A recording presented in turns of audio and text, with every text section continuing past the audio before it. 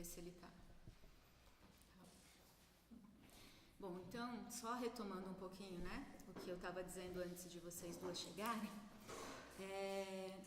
que foi um desafio, né, colocar toda essa informação num curso de 3 módulos. Né? Quando eu estava no meio da preparação dele, eu pensei, onde é que eu estava com a cabeça de colocar isso em 3 módulos? Porque é muita informação. Na verdade, é a história da humanidade, né? Porque se a gente voltar, né, a gente vai parar lá na Babilônia, né? A gente vai parar lá nas primeiras civilizações, porque uma filosofia vai ligando a outra e vai modificando, mas a base é a mesma. Então a gente vai tentar delinear aí um caminho para esse quebra-cabeça, né? Para aos poucos a gente ir se aprofundando. Então a primeira coisa é... deixa eu colocar para gravar aqui também, porque né, vai que dá qualquer...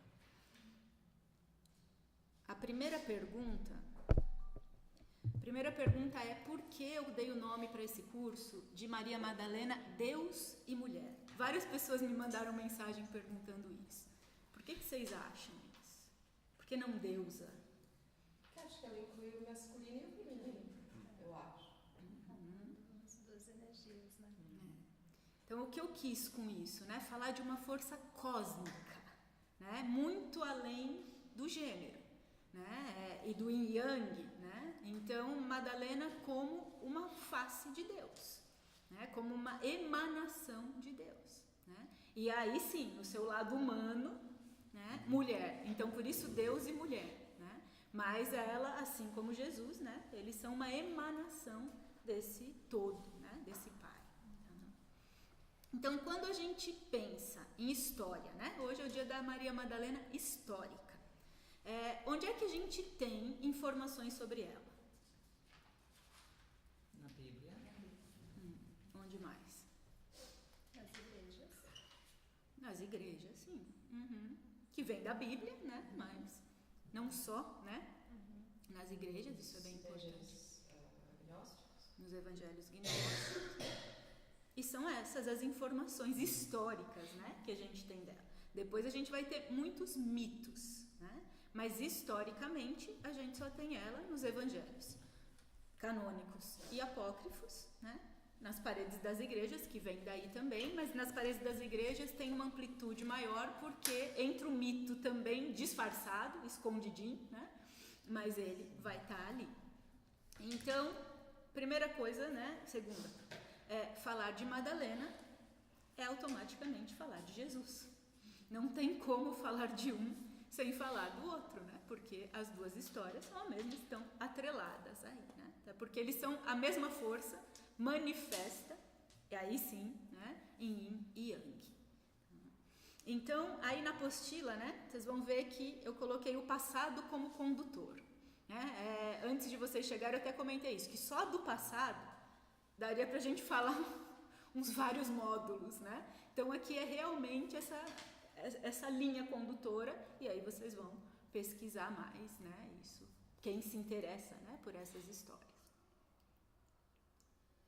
Então tudo começa com Abraão, né? Islamismo, judaísmo e cristianismo são as 3 religiões abrâmicas, né? Tudo vem desse pacto que Abraão fez com Deus, né? Que Deus diz para ele sair da terra dele, né? E criar, né? Um mundo, uma comunidade nova, um povo novo, né? Ir para Canaã. E Abraão, ele era casado com Sara, né? E Sara não podia ter filhos. E ela tenta e nada, né? E aí, como contou a Cíntia um pouquinho ali atrás, né?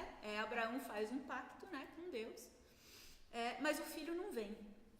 Então chega um dado momento que Sara convence Abraão a deitar com a escrava, com Agar, né? Porque ele precisava de uma descendência. E Abraão se deita, pode anotar, tá? E tem as folhinhas aqui também, se não quiser anotar na post, mas pode anotar à vontade. Então, Abraão se deita com a escrava e ali nasce Ismael. Passam-se muitos anos, né? Sara com 90 anos, se eu não me engano.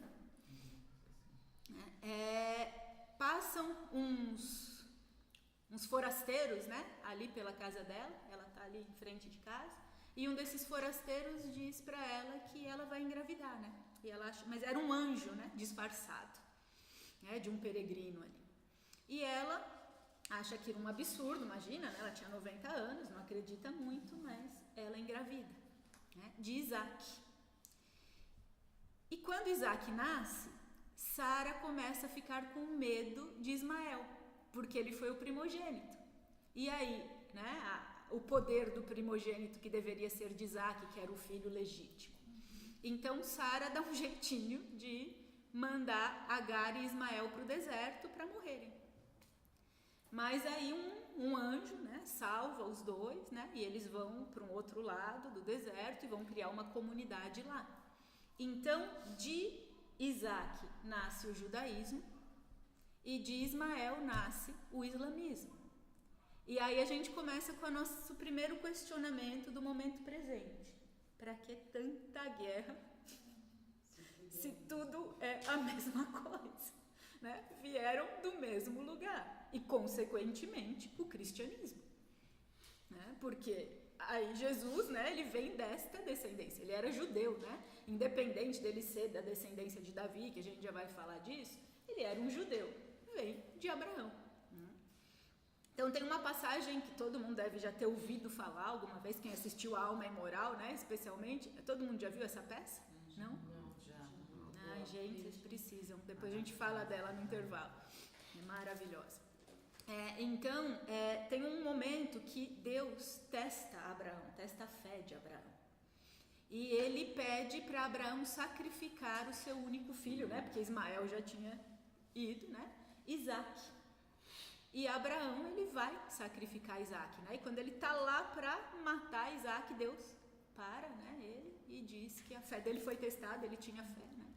Então, Isaac continua. E é de Isaac, né? De Abraão, claro, depois de Isaac, que vem toda essa descendência das 12 tribos de Israel. Que a gente ouve tanto falar, né? Mas o que é isso, né? Então, Isaac se casa com Rebeca e tem 2 filhos, né?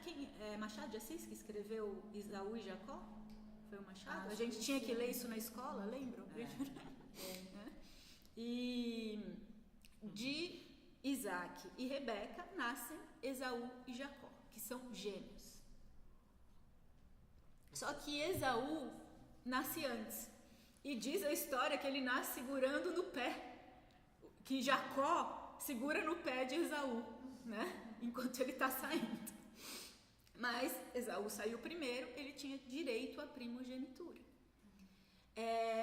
Esaú era o filho preferido de Isaac. E Jacó era o filho preferido da mãe, de Rebeca. Ela tinha o maior xodó, né? Vocês sabem como são as mulheres, né? E aí, Esaú, ele não estava muito aí para essa primogenitura, né? Ele queria era caçar, pescar, né? Ele era mais yang, né? Ele ia para o deserto, né? Fazer os trabalhos braçais. E Jacó, ele ficava mais dentro de casa, com o pai, com a mãe, né? Mais pensador. E a mãe ficou fomentando ali, né, em Jacó essa questão da primogenitura. E ele queria muito, Esaú não estava muito aí para isso. E um dia Esaú volta para casa de uma caça faminto, Jacó estava lá com uma comida saborosa, né? E Esaú, me dá essa comida, pelo amor de Deus, né? E Jacó diz, a gente pode fazer uma troca. Eu te sirvo a comida se você me der a primogenitura. Esaú com fome falou, fica. E tá, passou o tempo. Isaac já estava velhinho, né? Morreu com 180, o Abraão morreu com 180, Isaac, não me lembro, 160, alguma coisa assim. Né? Nessa época, desde Matusalém, né? Porque daqui para trás a história também é muito larga, até chegar em Noé, né? Matusalém, a gente vai lá para trás ainda, né? Mas por que nos interessa, vamos partir daqui. Então Isaac já estava velhinho. E ele percebe que vai morrer, né? E ele resolve dar a bênção do primogênito, né? Que é o que dizia, né? Esse reininho fica com você, né? Minhas terras. E ele avisa que ele vai dar essa bênção. E pede para Esaú ir caçar alguma coisa para aquele jantar, né? Aquela noite. Enquanto Esaú vai caçar, Rebeca ouviu ele dizendo isso, chama Isaac e diz, vai lá e se faça passar por Esaú, que ele tá cego, né? Ele não vai reconhecer. Só que Esaú, ele era todo peludo. Ele era ruivo, inteiro peludo. Isaac falou, mas ele vai perceber que eu não tenho pelo, porque Jacó não era peludo, né? Daí a mãe deu um casaco para ele colocar, se disfarçar, né? E ele vai lá e recebe a bênção do pai. E Esaú volta, né? E conversando ali com Isaac percebe que ele deu a bênção para o outro filho e eles, né, percebem a trama toda, mas a bênção dada era a bênção dada, não tinha o que fazer. Esaú fica possesso, né, e ameaça matar Jacó. E a mãe, morrendo de medo, né, que ele morresse, que era o xodó dela, diz, meu filho, vai embora, né, dá um tempo daqui, né, vai casar com alguém da descendência do seu tio Labão, vá para a casa dele, escolha uma das filhas dele para se casar. E Jacó parte, né, para as terras do tio, que era um nojento, literalmente, né, cruel, né, uma pessoa materialista, né, Labão, mas ele tinha 2 filhas legítimas, né, e 2 filhas ilegítimas, uma delas até na Bíblia está como escrava, né, e a história aí também é longa, né, do encontro de Jacó com cada uma delas, mas Jacó primeiro se apaixona por Raquel, né, no final Raquel acaba não casando com ele, ele casa com Lia, que é a filha mais velha, mas no final ele vira marido das 4, e dessas 4 ele tem os 12 filhos, que seriam as 12 tribos de Israel, mas não necessariamente. Aqui tem um adendo, né? Uma história rápida aí, fazendo um apêndice, né? Aqui no tema. A gente tem 2 filhos de Jacó muito famosos. Alguém? José e é uma filha, Diná. Então ele teve 11 filhos e 12 filhos e uma filha, acho que eram 13. Depois eu confirmo isso para vocês, agora me falhou aqui, eu não lembro se eram 11 homens e uma mulher ou 12, acho que 12 homens, isso, e uma mulher, 13, Diná. Então, ele tinha algumas preferências pelos filhos que eram de Raquel, porque era a que ele mais amava, né?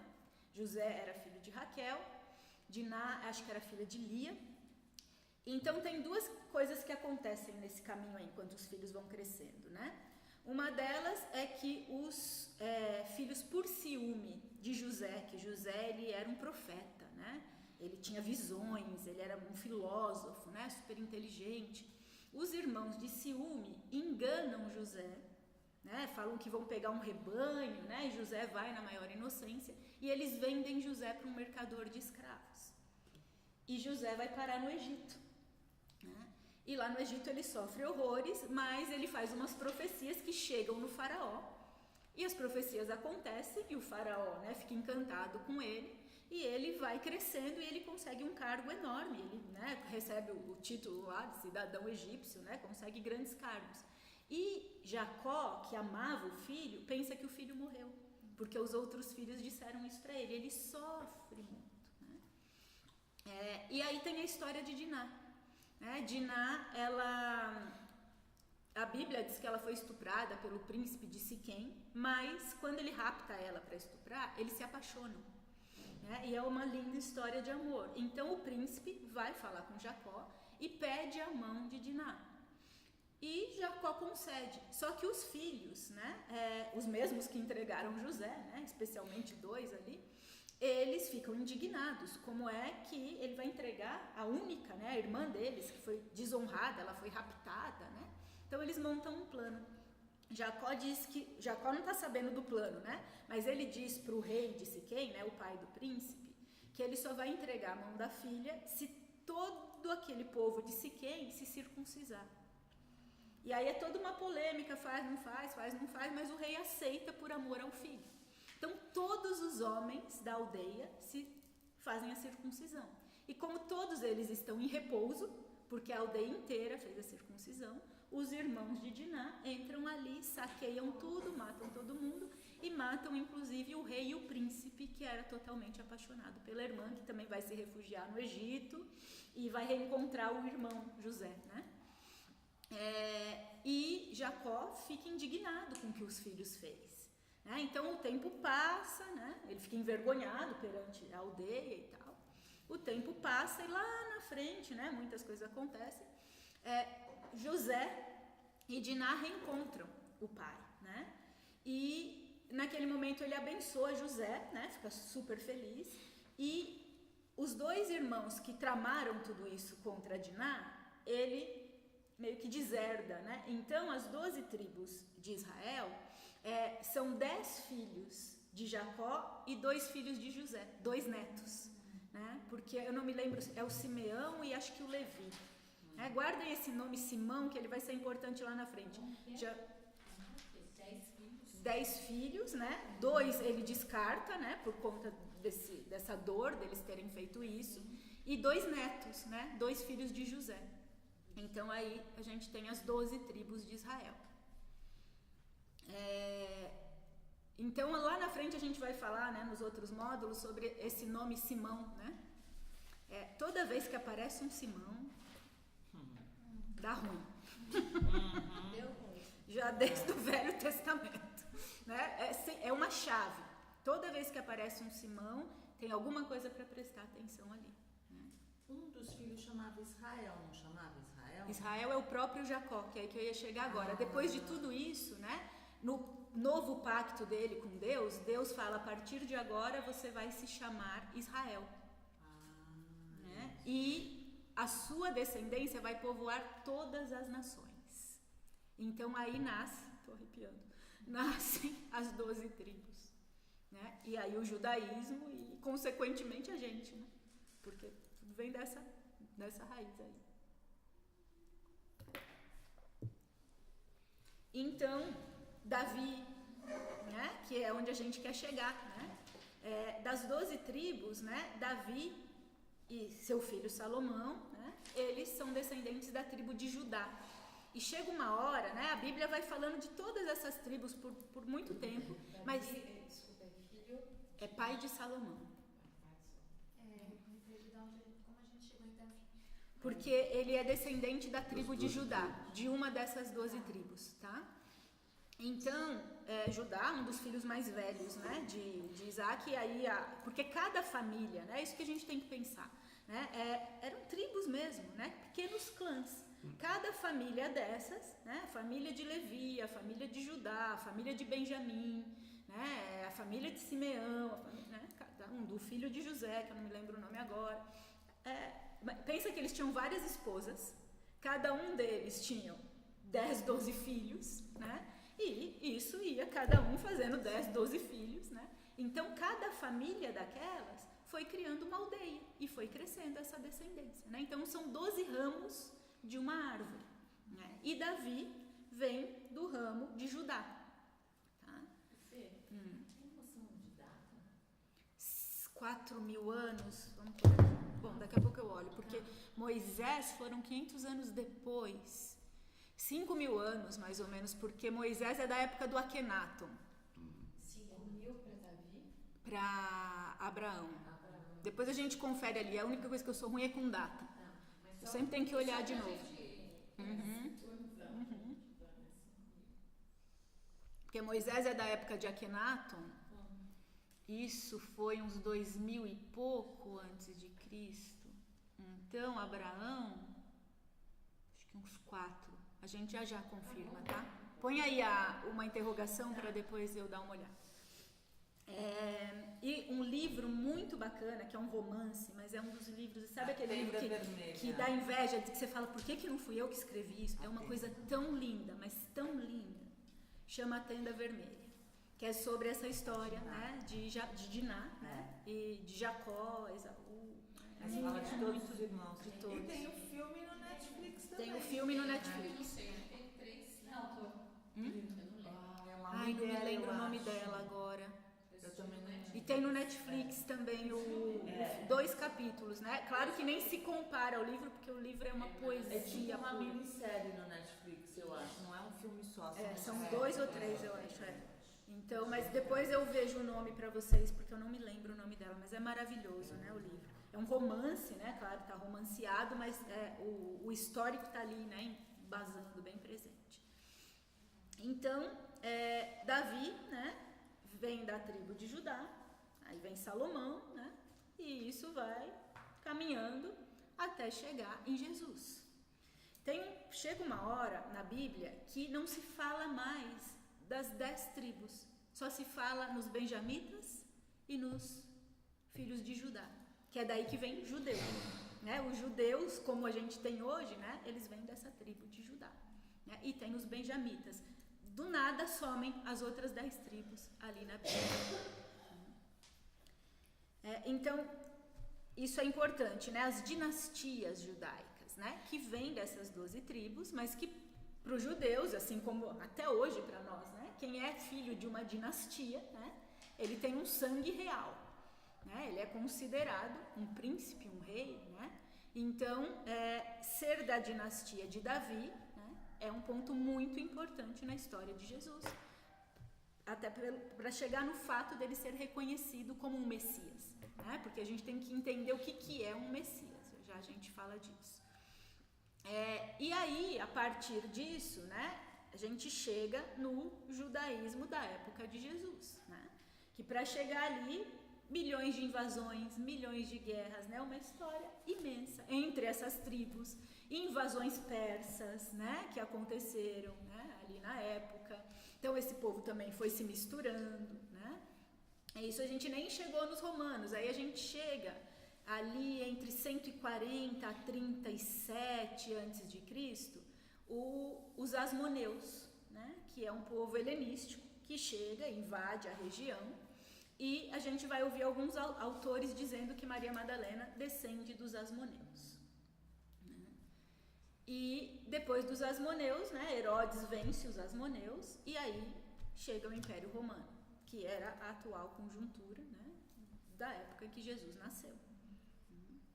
Herodes, inclusive, ele se casa com uma princesa Mariane, né, uma princesa asmoneia, para poder manter também as boas relações, embora ele tenha conquistado, tirado o poder desse povo, mas ele mantém as relações. Então aí começa outra mistura, né, de raças.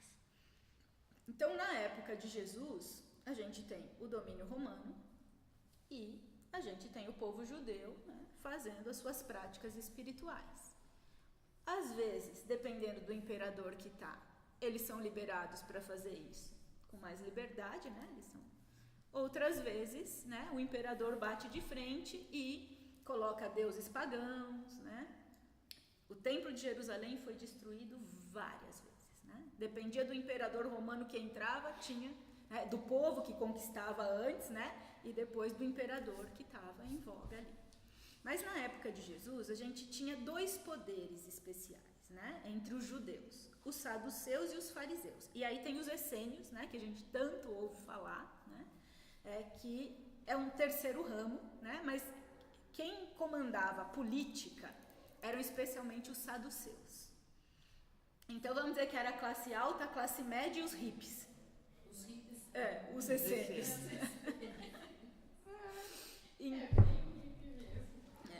Então, os saduceus, eles eram a alta sociedade, né? Eles tinham os altos cargos. E eles não acreditavam em vida após a morte. Então, era o que acontece aqui, ponto. Os fariseus já eram mais queridos pelo povo, né? Eles já eram essa classe média, né? Mas quem fazia as leis eram os saduceus. Os fariseus, claro, eles faziam parte ali, né, do congresso deles ali, mas quem dava as cartas mesmo eram os saduceus. Os fariseus, eles já acreditavam na vida após a morte, que a gente ia pagar alguma coisa lá na frente, então que a gente tinha que ter uma boa conduta, né, para o que viria depois. Então, os essênios, eles são um ramo de fariseus, que, né, se fizeram, como se diz isso, dissensão, não? Sim, pode ser. Uma dissidência. E foram viver no deserto, né? Porque eles eram os fariseus místicos. A gente sempre vai ter, né, o lado da lei, né, o lado do intelecto, né, e o lado místico. Outra ramificação, né, dos fariseus são os zelotes. Vocês lembram dessa palavra? Zelotes. Quem era zelote da turma de Jesus? Zaqueu era zelote? Não. Não era Judas? Judas Iscariotes. Judas Iscariotes era um zelote, né? É um outro ramo dos fariseus, que é o ramo revolucionário, né? Então, é o povo que vai para a rua com a bandeira, né? Só que ali não era bem bandeira, né? Eram armas. Então, Judas, ele acreditava em Jesus como Messias, como a maioria das pessoas da época. Pouquíssimos, talvez 2 ou 3, se deram conta de que Jesus era uma força cósmica. O que eles pensavam? O Messias é aquele que vem para libertar. Então, o entendimento, né, dos próprios discípulos, da maioria deles e do povo especialmente, era que Jesus veio para libertá-los do jugo romano. E Judas era um que acreditava muito nisso, ele era um idealista, né? Esse dá um outro curso, né, o Evangelho de Judas, que foi encontrado aí, né, que a gente muda completamente a visão sobre ele, né? É o cara mais injustiçado, né, da Bíblia, porque foi um pacto que ele fez com Jesus, né? Ele fez o que Jesus pediu para ele fazer, né? E ele era um zelote, né? Aquele que brigava pela independência, né, do povo. E dentro dos zelotes ainda tinha uma outra turma. Essa era de doer, os sicários. Já ouviram? Sicários, eles são bem famosos, né? Era o povo da espada. Tem um filme, não sei quem assistiu, que vem de um videogame, que são os Assassins, que depois tem essa seita que vai lá para a Idade Média, baseada nos sicários. Os sicários tinham uma faquinha em forminha de meia-lua que ficava aqui no punho. E eles andavam por aí, só iam lá e... Eles se vestiam de mulher, né? Se pintavam, né? Tinham umas surubas ali, mulher com mulher, homem com homem, todo mundo com todo mundo. E eles andavam, né, todos pintados, maquiados, né? Como um travesti, como a gente vê hoje, né? Caricaturados, né? Aí que eu quero chegar com o travesti, né? Muito exuberantes, e andavam pela multidão, falando alto, bebendo, né? Mas iam ali com aquela alegria e matavam quem estava, né, na mira, né? Tudo por questões políticas. Os essênios, agora a gente sabe muito sobre eles por conta dos manuscritos do Mar Morto, que foram descobertos aí em 47, né? 2 anos depois dos gnósticos, né? Dos evangelhos gnósticos. Então ali tem muitas das regras, né, dos essênios. Mas ninguém sabe exatamente em que momento eles saíram, né, da cidade e foram para o deserto. Eles eram muito rígidos nas suas regras ascéticas, né? Até, se eu não me engano, é a Fernanda Moro que questiona, que é tanto autor, né? Depois eu vou passar uma bibliografia para vocês no fim, porque muitos dizem que Jesus era essênio. Isso que eu ia Já ouvi falar. Porque muito do que ele pregava tinha a ver, né, com a filosofia dos essênios. Mas é difícil acreditar que ele era tradicionalmente, né, que ele era um filiado daquela tribo por conta da liberdade que ele tinha, né? Os essênios tinham uma regra muito restrita. Jesus era alegre, Jesus era expansivo, né? Jesus trocava com o mundo. E uma das questões dos essênios é não se misturar com o mundo, né? Eles saíram do mundo para se purificarem, né? Então, o que se acredita é que Jesus bebeu muito da fonte dos conhecimentos essênios, né? Mas ninguém consegue afirmar que ele, né, vivia ali com os essênios. Outro que traz muito da filosofia essênia, mais do que Jesus, inclusive, é João Batista. João, ele andava, né, em peles, né? O Flávio Joséfo, né, que é o grande historiador da época, e contava o que queria. Bom, a gente sabe de uma coisa, né? A história, ela é contada pelo vencedor, sempre. Essa é uma questão da história, né? Que vence vai trazer o seu ponto de vista. O Flávio Joséfo, ele era um judeu que depois virou romano, né? Mas ele é a grande fonte da época, porque fora ele tinham pequenos relatos, né? Por que eu comecei a falar? Do João Batista. Então ele fala que João Batista, ele nem parecia humano, né? Que ele vivia com peles, que ele era todo coberto de pelos, né? Que ele parecia meio um bicho, porque ele vivia nas cavernas, né? Ele vivia descalço. Então ele traz muito essa questão do asceta, né? Que está relacionado com os essênios. Saber precisamente quando os essênios saíram da cidade e foram para o deserto, não se sabe.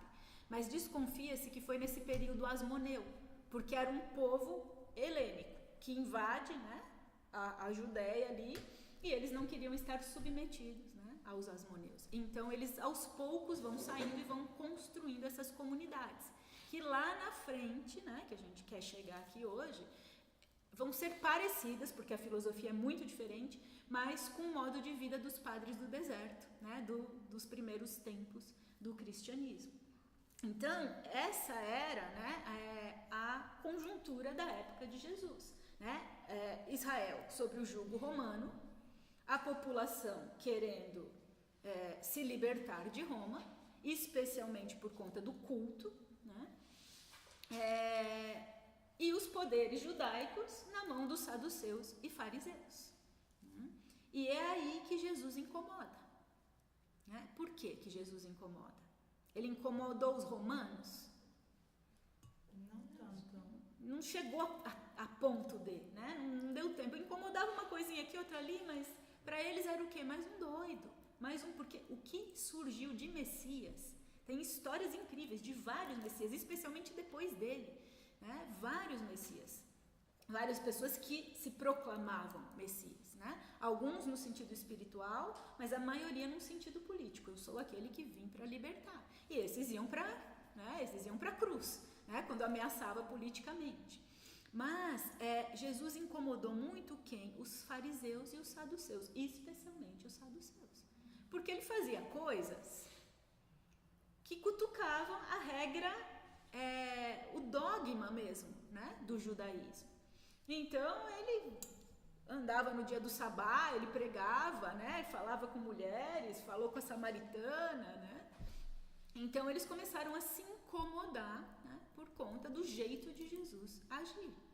E aí foram eles que formataram, né, a conspiração para entregar Jesus. Tanto que tem aquela história que Pôncio Pilatos, né, ele lava as mãos. Né? Então o que a gente tem que entender é que nada de cada uma dessas coisas, né, especialmente aqui, né, no tempo de Jesus e depois dele nos primeiros séculos, nada a gente pode ver como único. Só que a gente já tem 3 turmas, né, saduceus, fariseus e essênios. Né? Aí dentro dos fariseus tem os zelotes, dentro dos zelotes tem os sicários, tirando a população da época. Roma, Israel, imagina o caldeirão. Olha o que a gente está vivendo aqui no Brasil agora. Com 2 lados. Olha a guerra que a gente está vivendo. Imagine isso na época. Com tantas correntes, com tantas ideologias, né? Com uns se sentindo subjugados, outros subjugando. Né? Então, ele chegou num contexto muito complicado. E aí, já vou adiantar uma coisa aqui, daqui a pouco a gente vai falar da gnose, né? Mas, quem estava na palestra que eu dei, então vocês vão ouvir de novo, né? Mas a maioria de vocês já deve ter ouvido, a Valéria já foi numa palestra minha também, mas astrologia esotérica, assim como a gnose, eles falam a mesma coisa, sobre os nossos 3 níveis de consciência. Vocês lembram que eu falei disso? Então, nós como humanidade somos divididos em 3 níveis de consciência. Massa, discípulo. Né? A astrologia esotérica coloca como massa, discípulo, né? E o mestre. Né? Na gnose eu não me lembro o nome agora, depois eu olho, é híbre alguma coisa, né? Então na gnose eles colocam como o instintivo, o psíquico e o espiritual. São esses 3 níveis de consciência. Então, na época, quem entendia Jesus? Todo mundo, cada um dentro do seu nível de consciência.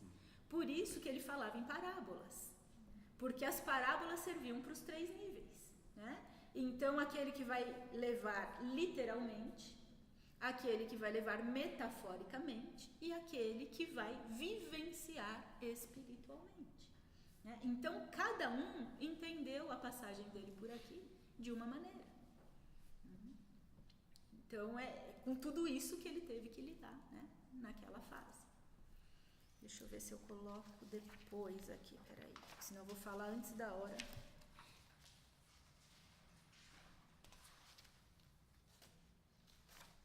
Deixa eu ver uma coisa.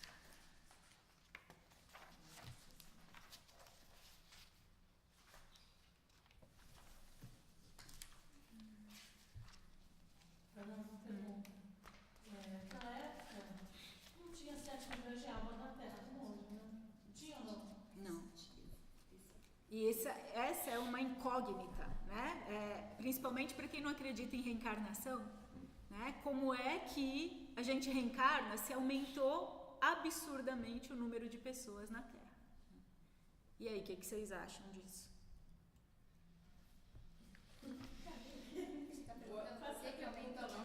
Porque o que vocês acham disso? A explicação para isso? Eu acho que a gente não existe só a vida no planeta Terra.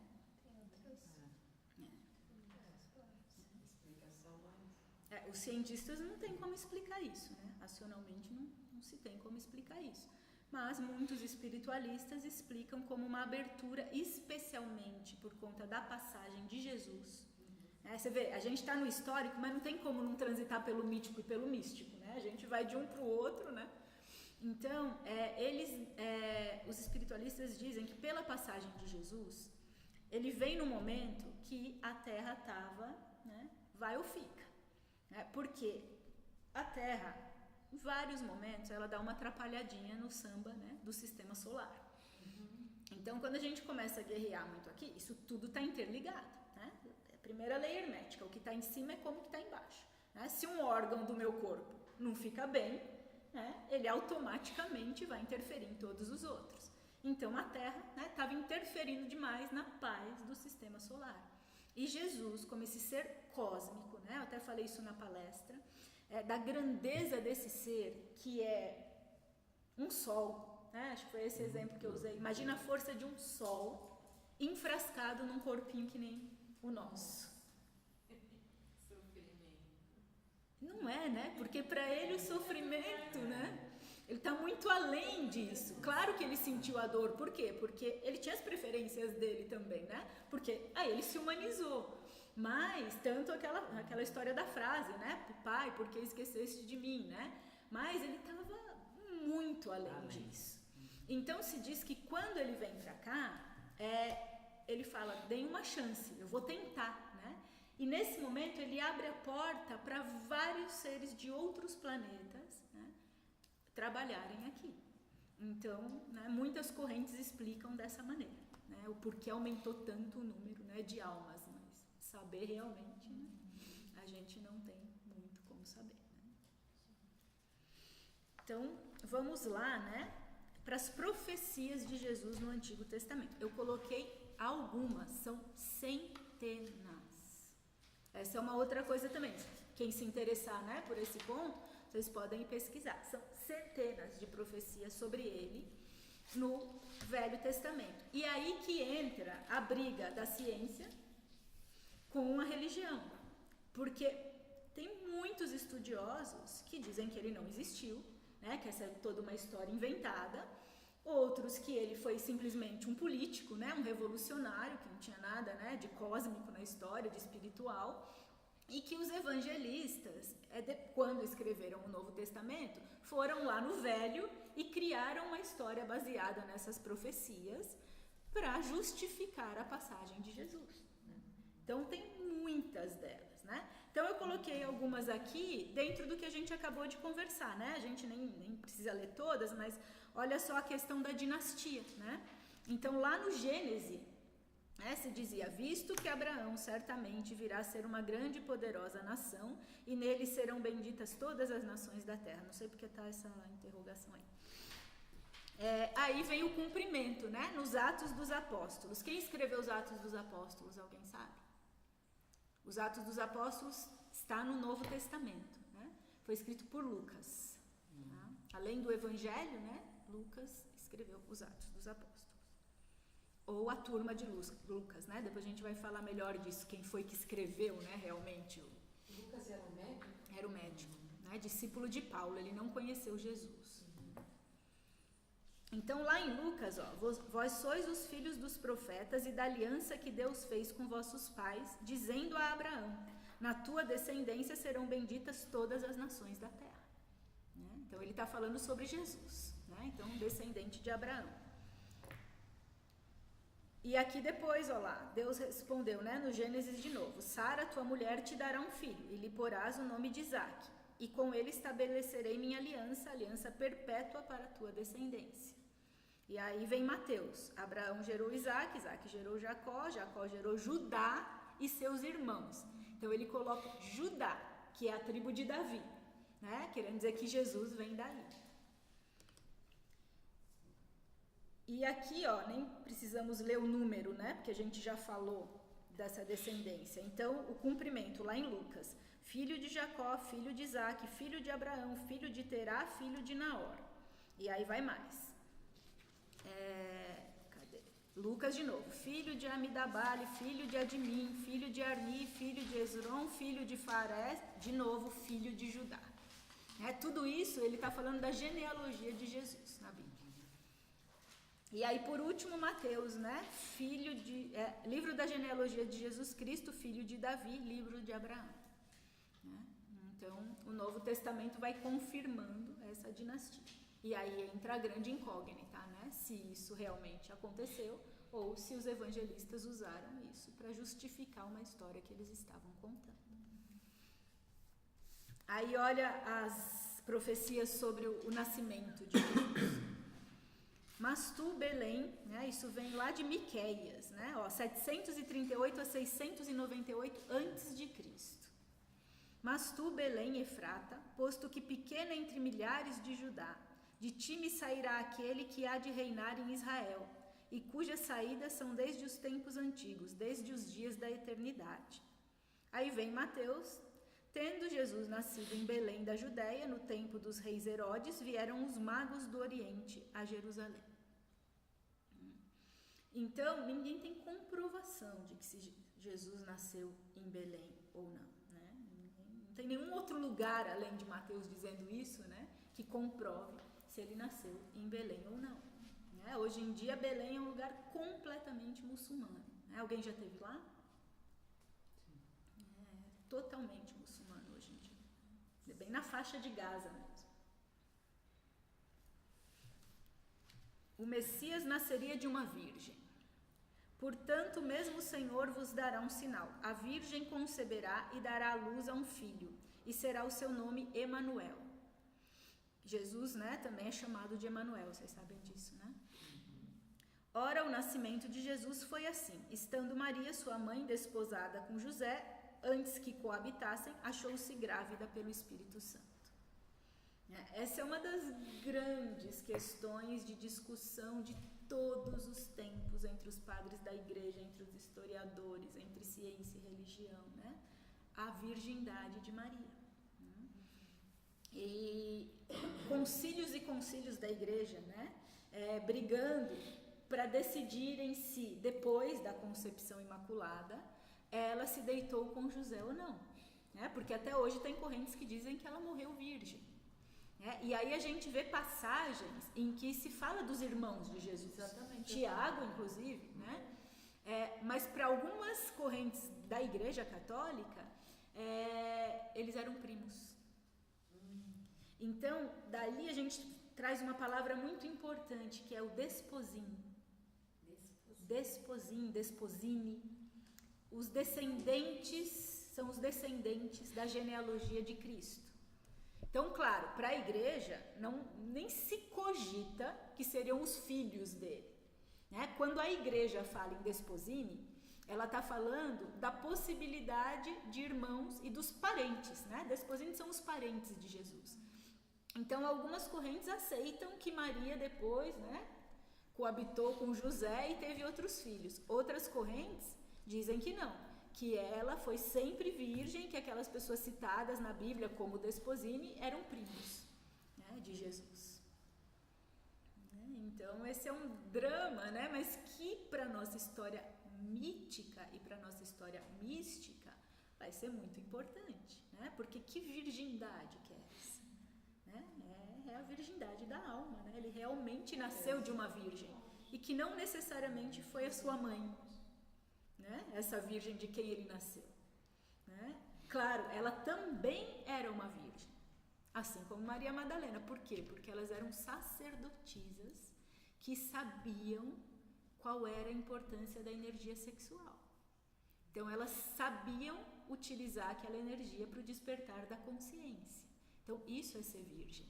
É uma mulher pura, neste sentido. Tanto que lá nos templos romanos, gregos, né, as vestais do templo, elas eram chamadas virgens, que era sinônimo de prostituta sagrada. Já ouviram falar nas prostitutas sagradas?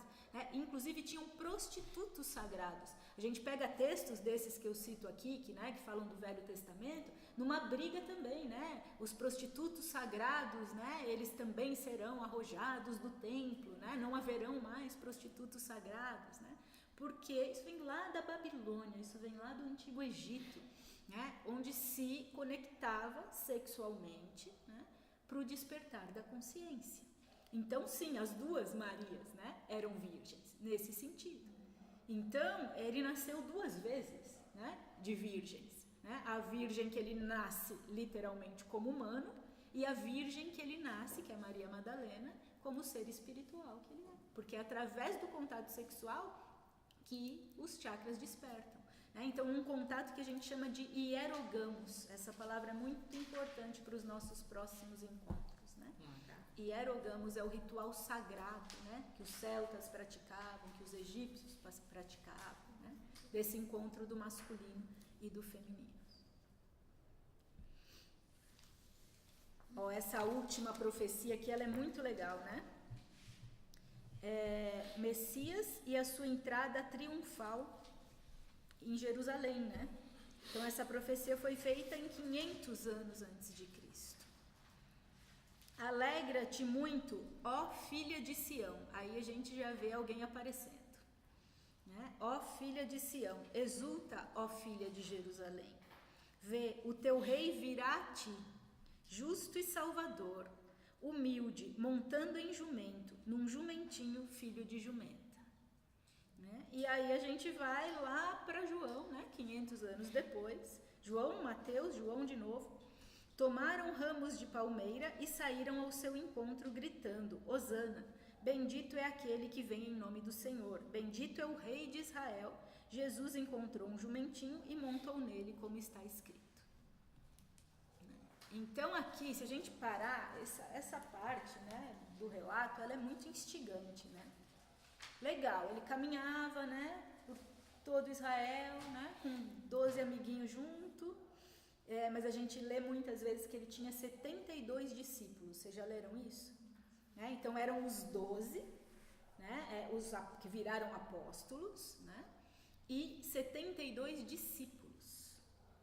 Então, vamos já transitar pelo místico e pelo mítico, né? Primeira coisa, né, o número 72, alguém aqui faz cabala?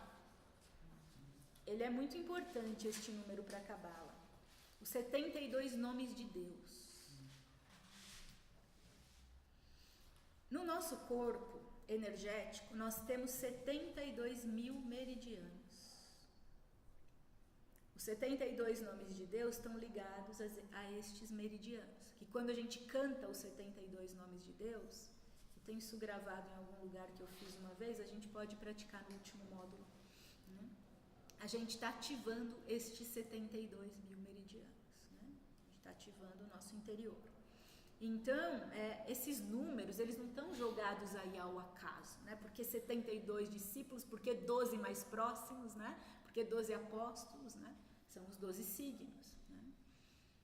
Né? E essa passagem, né, do jumentinho, tem a profecia aí, quando ele fala, ó filha de Sião, ele está falando de Maria Madalena, né? Ela é a filha de Sião.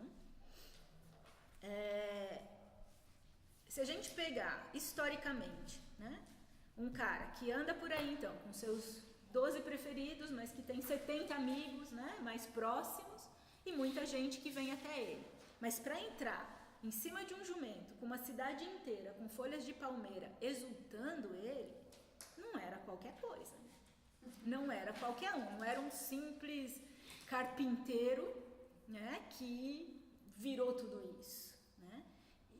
Sendo da tribo de Davi, da tribo de Judá, ele era um príncipe. Ele vinha de uma dinastia real. Né? Então, a palavra carpinteiro, inclusive em grego, ela está falando de um artista. Não era um carpinteiro, José, né, que só fazia... E outra, né, tem a questão do arquiteto do universo, né? Aquele que formula tudo. Né? Então, ele era um artista, ele tinha um cargo muito alto, José, né? Nesse sentido, não era alguém que só fazia mesinha, que não tem nada demais também, né? Não teria nada demais se fosse, né? Mas ele vinha de uma dinastia muito alta, né? Então, aqui eu já vou contar uma história que a gente pode acreditar ou não, porque não tem comprovação, mas nessas minhas pesquisas todas, tem muitos amigos, né, que fazem pesquisas paralelas, né? E na Espanha eu tenho alguns grandes amigos, e alguns deles são templários, de hoje em dia, né? Com voto e tudo, né? Consagrados templários. E um deles é um grande pesquisador, né, o Juan, pesquisador dos cátaros, né, pesquisador dos cruzados. E numa dessas andanças dele aí pesquisando, né, ele encontrou um ex-padre. E era um padre que era da alta